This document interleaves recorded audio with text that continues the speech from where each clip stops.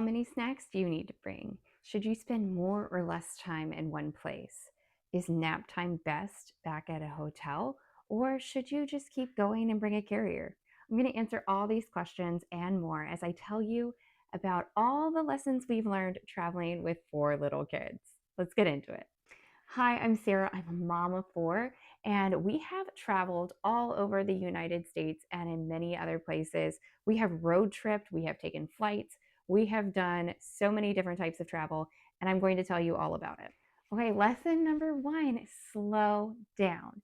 Okay, that sounds so basic, but it is so true with little kids. Maybe not babies. Babies, I feel like, are their own separate thing where with babies, you can kind of just take them and enjoy your trip as it was without them, as long as you have access to everything you need, like breastfeeding or bottles or whatever you need for the baby. Basically, a baby can come with you wherever you're going. So you just strap on the carrier and you go along your merry way. And as long as they're fed, they're happy. So you just keep going. But with little kids that are not babies, maybe they're toddlers, maybe they're preschoolers, early elementary, we have traveled with the full gamut. And our one child has Down syndrome, and we have another child that is autistic. And the biggest lesson we've learned is that we have to slow down. And that can look like in one city doing less things or spending more time in that place. So it just depends on what your plans are. But if you only have a day, you're not going to be able to do and see everything and have a really good time traveling with little kids, at least in our experience, because it's just too much. It's too much. And they are probably not going to be interested in all the sights and all the history and all the things. And so it's important that you just slow down and take it at their pace, but not to like let that limit what you do. You just got to slow down. Number 2, you need to bring the snacks. And I mean, like, this can be you pack the snacks ahead of time for wherever you're going, or when you get to wherever you're going to go get snacks. Because you never want to be in a situation where hangry little children are after you. Trust me on this one, pack the snacks. Get snacks pretty regularly. You just want to make sure they're fed, because if they're fed, most of the time they can stick out whatever it is you're doing long enough for you to get to the next meal or for them to have more rest or whatever it is they need, playtime, whatever. Snacks are a great buffer to prevent meltdowns. Number 3, you need to have a potty plan.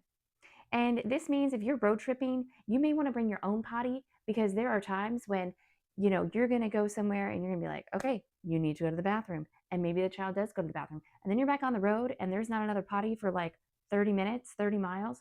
And the kid immediately, like 5 minutes later, says, I need to go to the bathroom. And what are you going to do? You need to have a plan. And when you're in Europe, bathrooms can cost money. So you need to have euros with you, or you need to just plan for like when you go have a snack, when you go buy something, whatever. Find out about the bathroom situation when you're there and go when you can.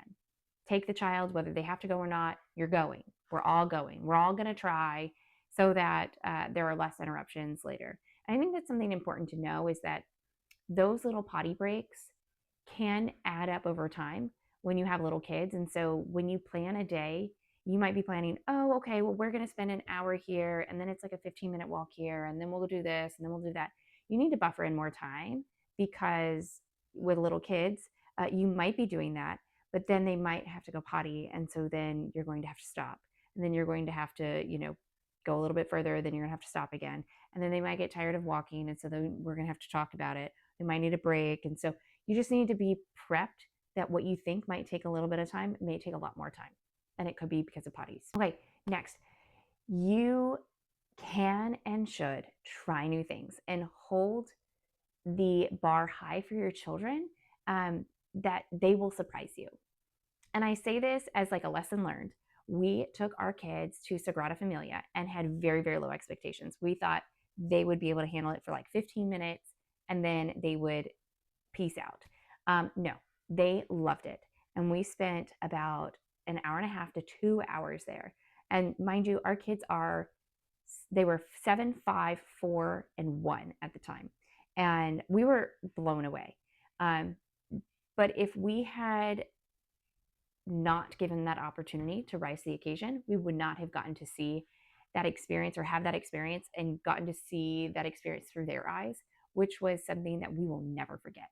Hands down, like one of the most incredible family experiences we've ever had. Okay, another thing that we've learned with little kids is that there are some fun little ways to prep them in advance if you are trying to go to historical sites or art galleries or museums, and that is to find books and TV shows and educational content ahead of time. And I mean, like, this can be months or a year. Like, if there's a big trip plan that you guys like want to have, like bucket list kind of thing, it is okay, and I highly recommend getting them on board early on. So this means like we have like a globe that they play with. We started watching little Einsteins to prep them for Spain. Just like little things, books to get them excited about the places that we were going. Because then when we got there, they were so engaged because they knew about the things that they were seeing. And so it was something like they felt so special because, they had seen the thing in the show, and or like they had read that in a book, and it was just so exciting for them to get to experience it, and it made it easier for us to have the experience that we wanted because our kids weren't bored out of their mind. They were very excited to go to these places that we also wanted to go to. Okay, on the topic of napping, if you have just a baby with you, the baby can nap on you. A baby carrier is a great thing to have. We bring one with us everywhere we go. Now, if you have multiple kids and they are prone to meltdowns, I think it just depends on the trip as to how to handle nap time. If you can, segment your day. If you're spending more time in a place, so if you're spending a few weeks there, which we do regularly, a lot of times we go to like a city like Boston and we'll be there for 3 weeks. Usually we're there for like a therapy, but even so, we'll stack like the morning with activities, or we'll stack the morning with like something that we're going to do as a family. And then we have lunch. And a lot of times we pack a lunch depending on where we're at, or we'll go to a grocery store and get food. And then we'll have nap time, rest time in the afternoon, and then we'll go back out later in the evening. Now, if you only have a day in a city, this can be more complicated. So if you have kids that are napping, um, if you have a car ride that you can plan, we just kind of like try to have some downtime in the afternoon. Um, and that's kind of how we handle it. Next, go at the kids' pace. And I don't mean like, don't do what you want to do. Do what you want to do, but also expect the fact that, like, if you don't regularly go to museums at home, that your children may not be like interested in going to museums. If your outings, like for us, our family does a lot of playgrounds at home. So we also try to incorporate that into our travel. So if we play at home, we're going to go play at travel. If we do a lot of water play at home, or like we go to splash pads, we go to the pool, we're going to find some water activities if it is warm where we're going. So we really try to incorporate the fun for them so that it is not just like a draining adult only experience. And I know like it can feel like, well, why would I go to Denmark if I'm just going to go play on playgrounds? There is so much value in experiencing the culture of a place that you're going to from the perspective of your child's eyes, but also it allows you to really immerse yourself in that culture.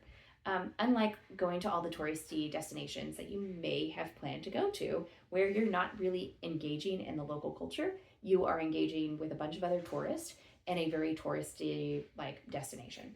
Um, Being in the playground means you're going to be interacting with locals. Going to local places means you're going to be interacting with locals. And that is just as valuable as going to see those like historic destinations. So don't think for a moment that if you are going to be doing those things with your kids because that is going to bring them joy, that it is going to take away from the experience of traveling. It absolutely doesn't. And it is not a good reason why you shouldn't travel with kids.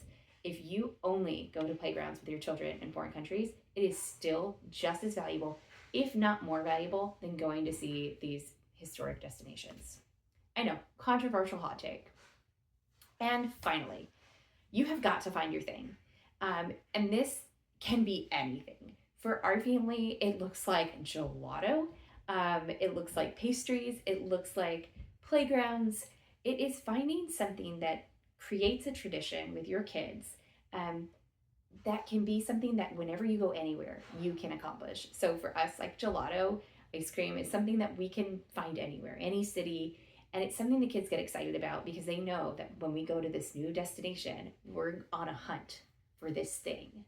And it also could be like candy. Like we're going to find some sort of local candy. It could be, going to a playground. It could be whatever it is. It could be like finding a piece of art, whatever it is. It doesn't have to be anything specific. It is just finding your thing, your family tradition that you can help, like, have your kids be a part of so that they feel the meaning, um, and also get excited about where they're going and have something to look forward to. I think there's so much to be said about like having like that anticipation and that expectation, especially with neurodivergent children, that they know what's coming next, and having that like thing that they're going to get, they're looking forward to, really helps with managing expectations and minimizing meltdowns. That is it. I think it's given that like we should always include our children in planning, and let them know ahead of time like what you're thinking, but never making promises, because plans can change, especially when you're traveling. Anything can happen. So we always say like, hey, this is what we're thinking about tomorrow is going to look like, but it might not actually look that way when it happens. But what we're thinking about, like what we're planning, is these things. And we're hoping to go this place and this place and this place, but it may not work out. And so that's kind of like how we do it with our family. Again, we have 4 kids, they are very young.